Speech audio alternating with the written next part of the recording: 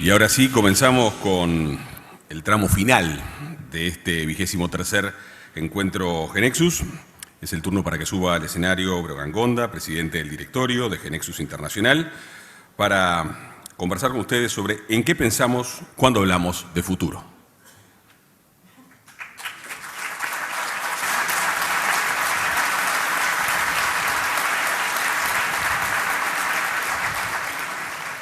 Buenas tardes.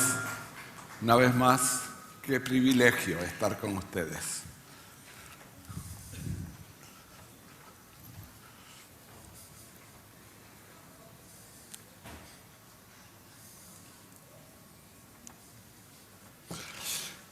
Bueno, ¿en qué pensamos cuando hablamos del futuro? O quizá más propiamente, ¿en qué pienso yo cuando hablo del futuro? Pienso en innovación. El futuro está ligado a la innovación. No hay futuro sin innovación. ¿Y qué tipo de innovación? Bueno, ¿y por qué? Bueno, para mí, innovación para un futuro mejor. Claro, puede que cada uno de nosotros tenga su opinión sobre lo que es un futuro mejor. Yo tengo la mía. Un futuro mejor, y el futuro mejor que me interesa y en lo que estoy focalizado es un futuro mejor a través del software. Y pienso en esto, ciertamente es un pensamiento personal que tiene la intención y la esperanza de influir en el resto.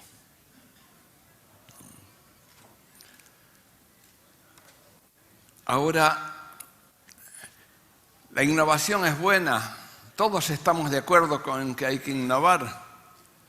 Si le preguntamos a la gente, creo que sí, pero en general es declarativo, no es real. La innovación trae fuertes resistencias. Y esas resistencias generalmente se materializan en miedo. Y el miedo no es una buena cosa. O sea, todos queremos innovar, pero quizá cuando pienso en innovar se me ocurra que innovar, ¿por qué? Si siempre se hizo así, ¿por qué vamos a cambiar? Innovar requiere esfuerzo, sacrificio e implica riesgos. ¿Y si dejamos que innoven otros? Innovar será para nosotros. ¿No será que la innovación debe pensarse y circunscribirse a grandes países y grandes empresas?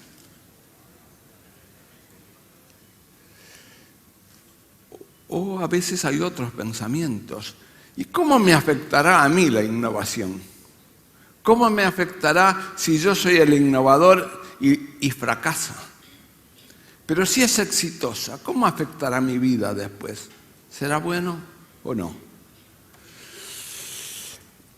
¿No será mejor esperar el apoyo del Estado? ¿No será mejor esperar que se reglamente? Así no corro riesgos. Bueno, el que piense que puede innovar sin correr riesgos está totalmente equivocado. Ahora, creo que el que piense que no innovando no corre riesgos está mucho más equivocado aún. Hay algunos inhibidores de la innovación. Por ejemplo, los ecosistemas cerrados. donde algunos somos los que sabemos de la cosa y tomamos todas las decisiones, y hay un montón de gente que sufre esas decisiones y no puede influir en ellas. Bueno, los ecosistemas cerrados son incapaces de innovar porque se regeneran a sí mismos.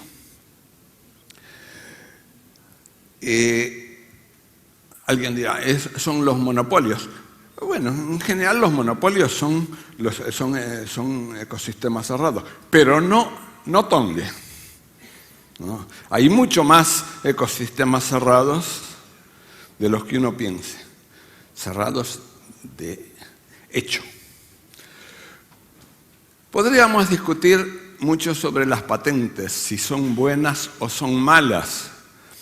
Hay más de 300 años de experiencia con las patentes de procesos industriales. Y es algo que ha funcionado siempre. Grandes empresas patentan grandes cosas en general. Y en el software, hoy en algunos países, y algunos países incluyen Estados Unidos, o sea que es importante, se puede patentar el software. Afortunadamente nadie lo hace, porque yo me animaría a patentar software. Hay dos problemas serios. Un primer problema es que para patentar hay que abrir y mostrar. Hay que poner de manifiesto los secretos industriales que hay ahí. Y me animo a hacerlo. ¿Será que en un sistema donde no haya experiencia, no será mejor guardarme los secretos y no patentar nada? Y eso es lo que están haciendo las empresas de software de todo el mundo, incluso las norteamericanas. Pero que sea patentable es un peligro porque hay un conjunto de escritorios de abogados oportunistas siempre atrás de esto. Y el otro asunto son los estándares. ¿Son buenos o son malos los estándares? Creo que si hago una encuesta, el 90 y pico % de los que respondan dirán que son buenos. Pero no siempre. No siempre. Yo voy a hablar de dos casos de estándar. Un caso de estándar que realmente funciona es el estándar del web. O sea, los browsers se aplican un estándar y el estándar es abierto en cuanto a que alguien puede hacer cualquier innovación siempre que los otros puedan hacer la misma. Entonces, los browsers progresan de una forma enorme, todos los días. Hay estándares que son malos. Voy a dar un ejemplo que en general la gente no estará de acuerdo conmigo, pero yo lo doy igual. Para mí, los estándares malos son los estándares prematuros. Cuando se estandariza algo, cuando aún no es el momento, y se hace un estándar cerrado. El caso para mí es el SQL. El SQL se estandarizó mucho antes del momento debido, ¿no? Hace más de 25 años. Entonces, de ahí en adelante se le puso un corsé y mejoró enormemente en eficiencia. Pero la esperanza que teníamos algunos de que pudiéramos tener inteligencia ahí, la hemos perdido. No es posible ponerle inteligencia porque no es posible cambiar nada. Entonces, hay inhibidores a la innovación. Sería bueno removerlos y no crear otros. Pero a pesar de todo, todos somos o nos creemos innovadores. Solo que a veces decimos, pero está todo inventado. ¿Qué problema? Mucho mejor era antes. ¿Antes de qué? Antes de Steve Jobs. ¿Por qué? Ahí empezó el mundo. Antes de Galileo, Leonardo, Newton, Einstein, Ford, von Neumann, etc. O sea, queridos, antes no era una cosa buena. Cada vez más la innovación es más fácil. Juan Grompone ha acuñado una frase que yo la uso mucho más que él probablemente, y es que la historia acelera. Y acelera tremendamente. Entonces, los procesos de innovación son muy ayudados por esa aceleración de la historia. Si ustedes quieren, ahora que lo veo a Miguel, ahí me dio una idea, o sea, la innovación no tiene ningún isomorfismo con una larga maratón, donde todos empezamos en el mismo lugar y en el mismo momento, y tenemos que llegar al mismo lugar cuando podamos. Ese no es el caso de la innovación. La innovación es una enorme carrera de postas, donde yo puedo entrar en cualquier momento, y que empezó en los albores de la humanidad, y que seguirá, así pienso, por los próximos 1.750 millones de años, o sea, mientras hay condiciones de que el hombre habite el planeta, a menos que armemos una buena guerra y destruyamos el planeta antes, ¿no? Pero gracias a la innovación, probablemente nuestros descendientes van a poder en algún momento lograr hacer más lento o revertir el proceso de calentamiento del planeta y hacer que sea habitable por mucho más tiempo, o aún trasladar a la humanidad a otro lado, gracias a la innovación. Muchas cosas gracias a la innovación. La innovación, innovación es buena. Yo creo que toda innovación es buena, pero se puede usar muy mal.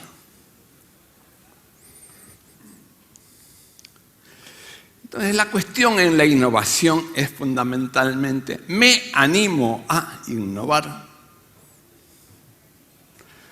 Habrá muchas más cosas, pero esta es la cuestión fundamental.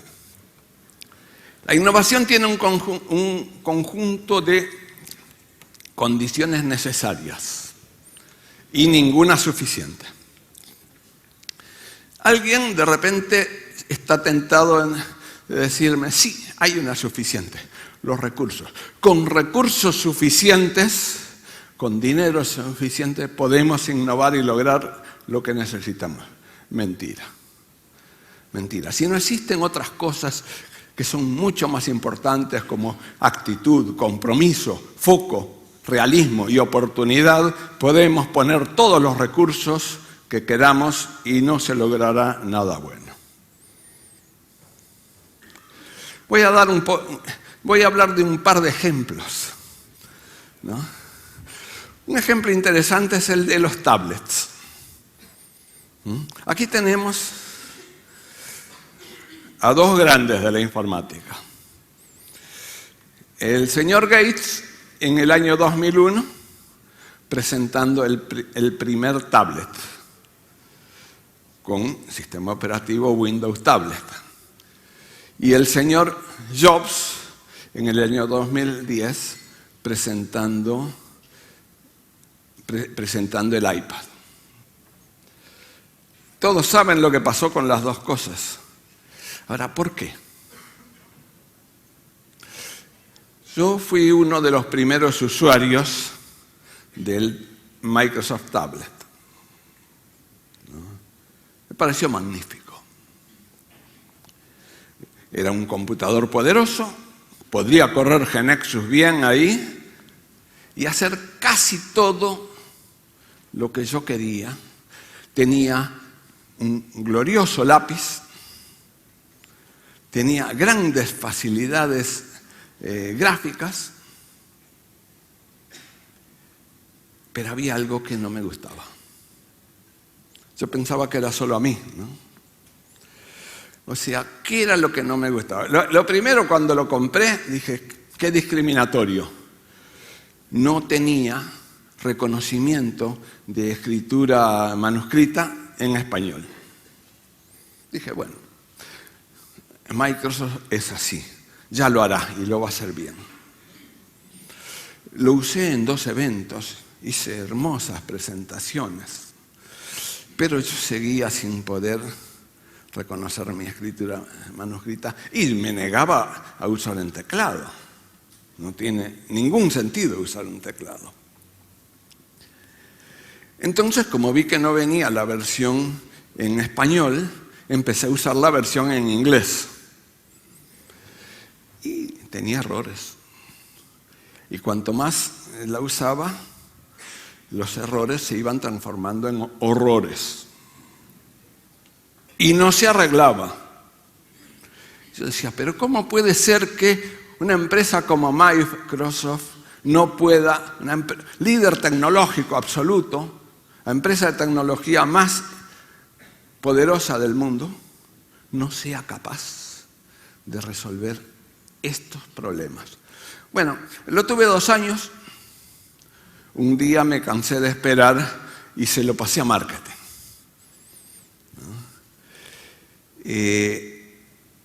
¿Por qué fracasó? Para mí fracasó por 2 cosas. La primera, por no haber resuelto el problema del reconocimiento de la escritura manuscrita, que era esencial para el tipo de usuario que se pretendía. Un computador poderoso que era el único que yo iba a usar y para escribir tenía que irme a otra máquina. Insólito. La segunda, un problema de realismo. No se buscó, o sea, se atacó un mercado que iba a tener ese problema. No se buscó otro mercado. Pasó el tiempo. Un día el señor Jobs nos sorprendió mostrando el iPad. Yo confieso que cuando vi la descripción del iPad, dije, interesante, pero no es para mí. ¿Por qué? Porque si yo me compro un iPad, ahora son 2 cosas, que son el celular y el notebook siempre. El iPad no me va a sustituir a un notebook poderoso que necesito, entonces voy a tener 3 cosas. Sigo con el notebook. A las 2 semanas estaba usando un iPad. Y digo, sí, lo puedo hacer con el notebook. Todo lo que hago, casi todo lo que hago con el iPad, lo puedo hacer con el notebook, pero con el iPad lo hago mucho mejor. Y ahorro horas de trabajo, a pesar de que me resuelve quizá el 20% de mis problemas, pero lo resuelve bien. El señor Jobs quizá no pensó en mí como usuario, pensó en quién. Pensó en la gente que entra en la informática, fundamentalmente, en la gente que va a tener eso como único computador, que necesita visualización, que necesita escribir mails y leer mails, que necesita interactuar con las redes sociales, ¿no? que quiere ver películas. Bueno, todo eso y un montón de cosas más funcionan mejor en el iPad que en un computador, por poderoso que sea. Entonces, se dirigió a un nicho. Solo que el nicho se hizo todo el mercado. para el tablet. Hoy hay muchos tablets exitosos, pero el mercado lo creó el señor Jobs. Entonces, el señor Jobs tuvo realismo, dijo, ese mercado existe y yo lo voy a conquistar. Tuvo decisión, tuvo fe y tuvo prudencia. Por ejemplo, prohibió el lápiz. ¿No? Y sigue prohibido. O sea, yo tengo varios lápices para el iPad, pero son una calamidad porque todos simulan el dedo. Entonces, el problema de tener que... El problema grande que tuvo Microsoft, que nunca resolvió, Apple lo evitó, porque ¿cómo voy a escribir en manuscrito si no tengo lápiz? Otro caso que quiero mostrar es el de Nokia. Cuando yo empecé a enterarme lo que era un teléfono celular al principio de los 90, un momento en que se empezaba a cambiar lo de la izquierda, esos celulares ladrillo alike, por algo de dimensión más humana. En ese momento había un gran líder, que era una tradicional empresa de comunicaciones, Motorola. Motorola tenía algo más del 30% del mercado. Había un segundo, que era Ericsson, otra empresa tradicional de comunicaciones que tenía algo así como el 25% del mercado. Había 50 o 60 pequeñas empresas que tenían cada una menos del 2% del mercado, y había una extraña empresa que tenía el tercer lugar, que era una empresa finlandesa llamada Nokia y que tenía algo menos del 10% del mercado. Pero en este cambio del ladrillo a la cosa manejable, Nokia invirtió las cosas. Hizo un celular amigable. ¿Y amigable qué era? Yo me acuerdo en mi celular Motorola, asterisco 17, asterisco 231, tenía muchísimos comandos, todo funcionaba. Yo los tenía que recordar, cosa menor. ¿Qué hizo Nokia? Introdujo los menús, entonces no necesitaba saber nada, escogían el menú. Al fin de la década de los 90, Nokia llegó a tener el 40% del mercado. Todo se invirtió, Motorola bajó, Ericsson bajó más y demás. Entonces, ¿qué ocurrió ahí? El miedo de que yo hablaba hoy. Cuidado con el miedo, es la cosa más peligrosa. Es bueno sentir miedo porque son las defensas que tenemos. Lo que no es bueno es obrar en función del miedo. Entonces, empezando la década pasada, había un sistema operativo que era el Windows Mobile, ¿no?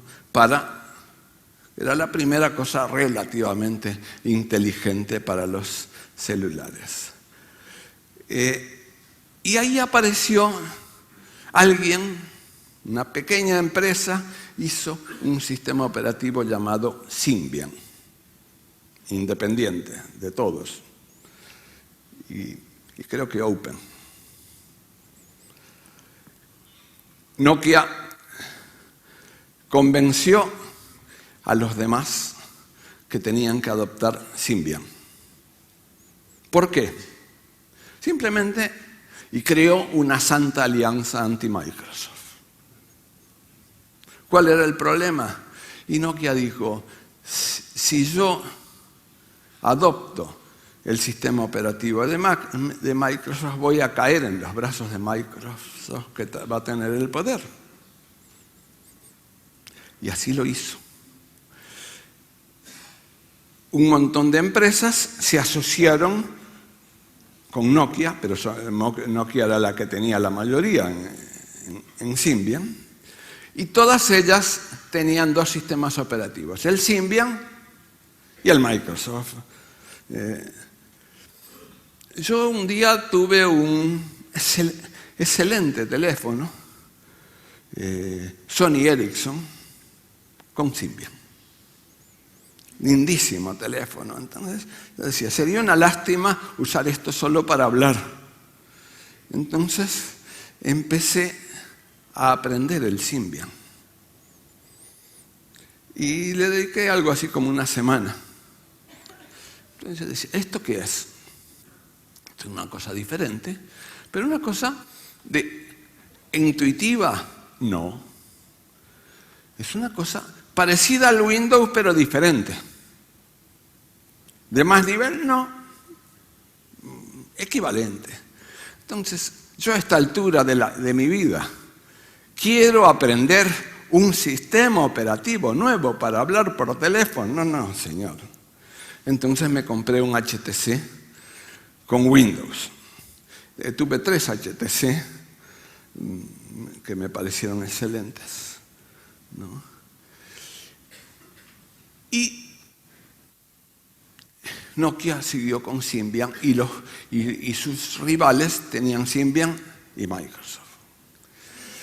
Todo eso así en la paz del Señor, hasta que un día del 2007 apareció el señor Jobs también aquí y lanza el iPhone. Entonces corre el pánico. Todos los fabricantes dijeron, bueno,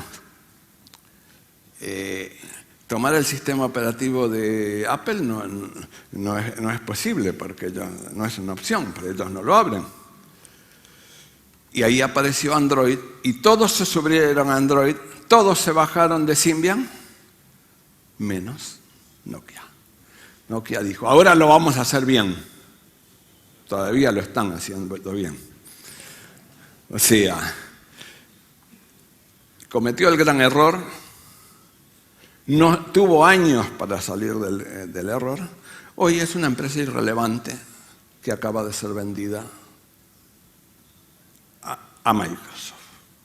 Hay historias de caballos de Troya y cosas por el estilo. Yo no creo en las manías persecutorias. Mariano siempre tiene una frase que me inspira: si algo se puede explicar por la estupidez, no trates de explicarlo por la sofisticación. O sea, hubo 1000 errores, pero ese fue el gran error. 1000 historias como estas, pero corolario. ¿Qué fue esto? Bueno, el miedo. El miedo fue paralizante. Por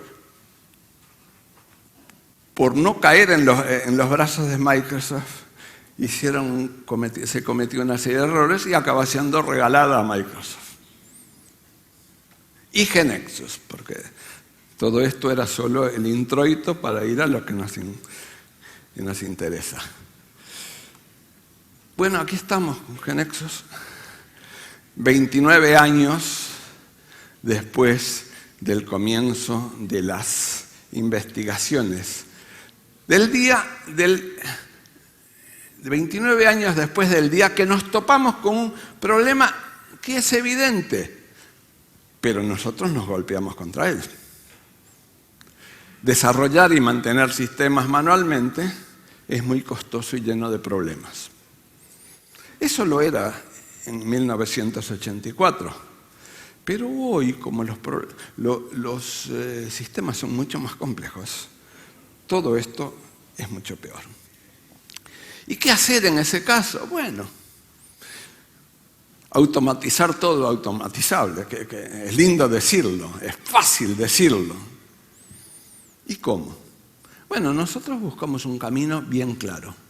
describir en vez de programar. O sea, vamos a jugarnos todos a describir bien, a describir con rigor, para poder trabajar con eso. Y hoy, vamos al futuro, después, hace 24 años que lanzamos la primera copia al mercado, hoy, varios cientos de años persona de investigación y desarrollo después, sabemos que hemos conseguido una muy buena administración automática del conocimiento, de los sistemas de negocios. Y eso es lo que nosotros hacemos, eso es lo que nos hace diferente. Lo demás, gracias a eso, generamos automáticamente, mantenemos automáticamente, existimos.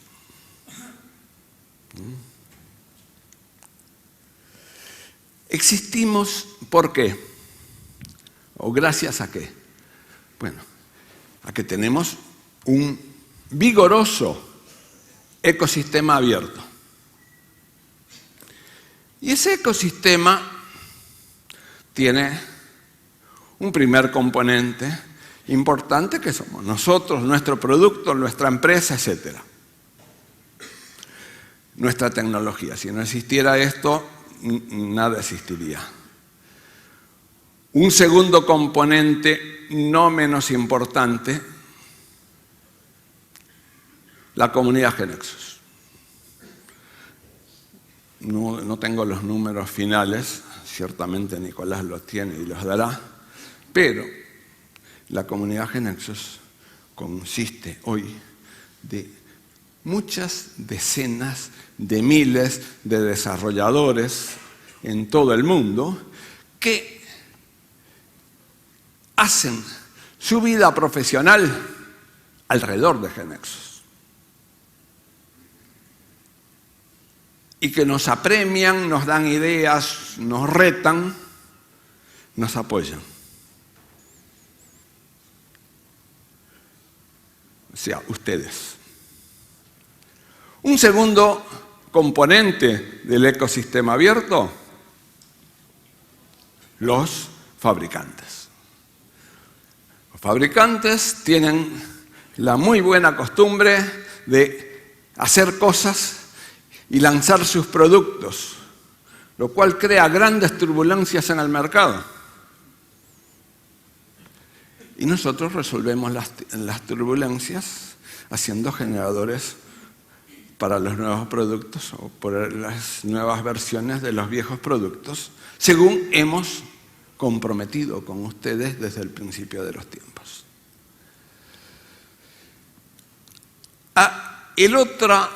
La cuarta pata que le falta al ecosistema abierto son los competidores. ¿Es bueno o es malo tener competidores?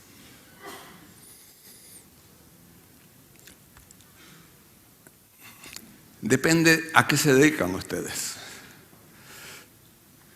Si vendo jabón o gaseosas, es bueno no tener competidores, porque hay una tal torta bien determinada de consumidores y vamos a pelear por un gajo de esa torta. Mato al otro y consigo un 3% más. Pero cuando el mercado es, en términos prácticos, infinito, es muy bueno tener competidores. Y que sean exitosos. No me interesan los competidores que fracasen. El éxito de mi competidor me ayuda a mí, porque ayuda a crear, a desarrollar ese mercado que es infinito en términos reales. ¿De acuerdo? Y lamentablemente esto no lo tenemos. El señor Gates hace 4 o 5 años hizo una declaración que me gustó mucho. Dijo: creo que por la vía de desarrollar código procedural no vamos a ningún lado. Hay que buscar maneras de declarar lo que se quiere y poner inteligencia a nuestros generadores. Yo dije, qué inteligente el señor Gates, piensa igual que yo. Pero se estaba yendo. No asumía ningún compromiso y estaba dejando su compañía en la mano de los dioses. Y los dioses pienso que dijeron, ya le hemos dado tanto a esta empresa, vamos a repartir un poco, vamos a permitirles cometer algunos errores serios para compensar. Así que Microsoft no hizo nada y no creo que haga nada de momento. El no tener competidores es quizá nuestro mayor problema. Porque, ¿qué estamos buscando? Un cambio de paradigma. Y si hubiera más masa en el mercado, sería más fácil el cambio de paradigma. Pero aquí estamos, en 2013.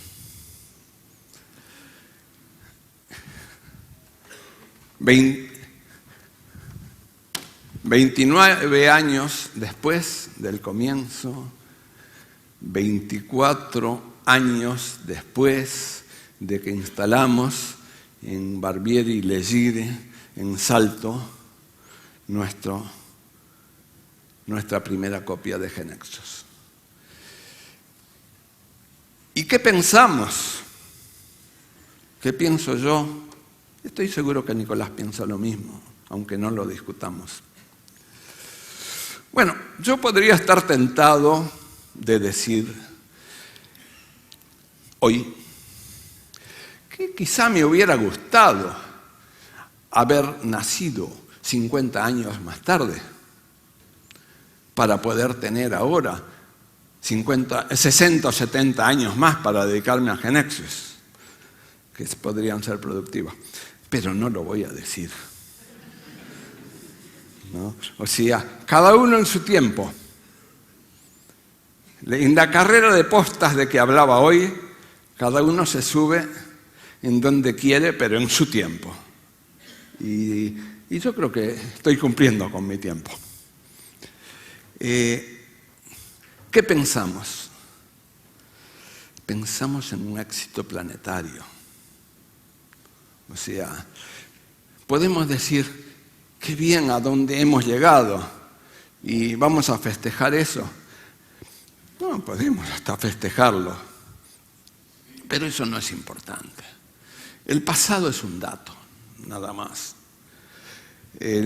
Hay que potenciar el presente, dedicarse al presente para hacer el futuro. Y lo que buscamos nosotros es, como les decía, un éxito planetario.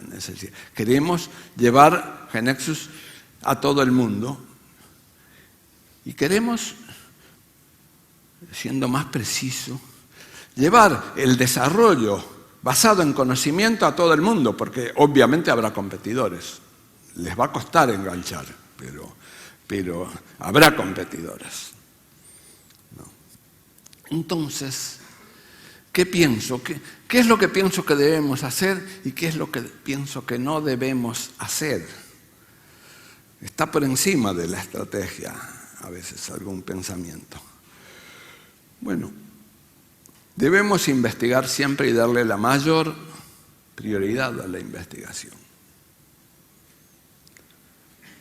Porque los problemas siguen apareciendo, son cada vez más grandes y bienvenidos, ¿no?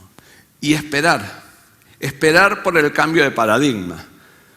Me dirán que no parece una buena táctica esperar y que tampoco se comparece con mi temperamento.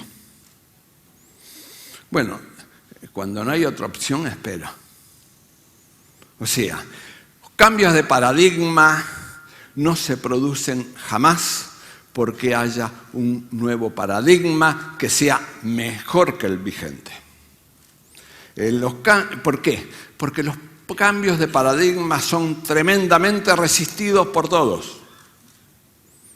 Pero hoy tenemos una comunidad enorme que no resiste el cambio de paradigma, que se ha incluido en el cambio de paradigma y que hoy desarrolla sistemas que en el mundo tienen muchísimos millones de usuarios finales. O sea, no es una cosa menor. Ya hoy es una cosa grande, pero estamos lejos de lo que necesitamos para el cambio de paradigma. ¿Qué podemos hacer para el cambio de paradigma? Nada. Vendrá cuando sea imposible programar a mano. Ya hay cosas que se hacen en GeneXus que no habría otra manera de hacerlo, en tiempo y con recursos razonables, ¿no? Pero no sé cuándo será el cambio de paradigma. Entonces debemos mantenernos una empresa sólida, que no toma dinero prestado, una empresa espartana y una empresa que no acepta inversores de riesgo. ¿Por qué? Porque creo que sean malos, no, son excelentes. Solo que el horizonte del inversor de riesgo y el mío, la paciencia que yo puedo tener para esperar el cambio de paradigma y la que puede tener el inversor de riesgo, son muy diferentes. ¿De acuerdo? Entonces, investigamos todos los días,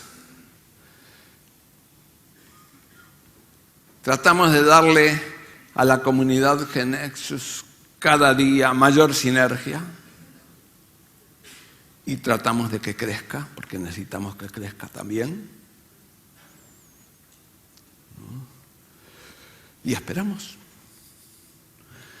Necesitamos, lo que no podemos es apresurar el cambio de paradigma, pero lo que sí podemos y hacemos es estar preparados. Entonces, cuando dentro de 3 o 4 años se produzca el cambio de paradigma, quiero tener una comunidad de GeneXus que sea el triple de la actual, por ejemplo, para poder cubrir mucho más. Y eso haremos, y en eso estamos, con alegría, con responsabilidad, con generosidad y sobre todo con ustedes. Muchas gracias.